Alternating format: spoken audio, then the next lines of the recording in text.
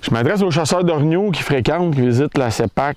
Un point qui est très, très important. On sait que les taux de succès sont variables en fonction du fait est-ce que les chasseurs ont visité la zone ou pas. C'est très important d'aller visiter votre zone et c'est très important de connaître les habitats fauniques à aller voir. Les zones de la CEPAC sont vastes, sont grandes, puis il y a plein de subtilités. Qu'est-ce qu'il faut comprendre? C'est les réseaux accessibles en véhicule, en VTT, en vélo. Qu'est-ce qui est accessible en canot pour donner accès à des territoires peut-être plus reculés. Comprendre les endroits où les orignaux vont s'alimenter, c'est-à-dire souvent des coupes forestières qui ont plus de 2 ans, 3 ans, 4 ans, 5 ans, où l'orignal il va manger à peu près à hauteur d'épaule. C'est important aussi de trouver des secteurs d'alimentation près d'un endroit ombragé, c'est-à-dire une forêt qui va faire obstacle au soleil où les orignaux vont pouvoir aller se réfugier.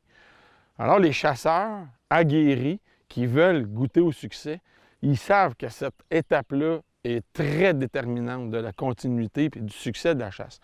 Réseau routier, sentiers secondaires, tout ce qui est navigable, les endroits reculés, les savanes, les étangs, les endroits aussi où les orignaux vont transiter. Donc, on va regarder sur les cartes les courbes de niveau, les endroits trop escarpés que les orignaux vont éviter dans leur déplacement. Et les chasseurs, évidemment, les plus stratégiques vont installer à des endroits précis des caméras de surveillance pour pouvoir comprendre la synergie qu'il y a entre cette zone précise-là et les communautés d'orignaux du territoire.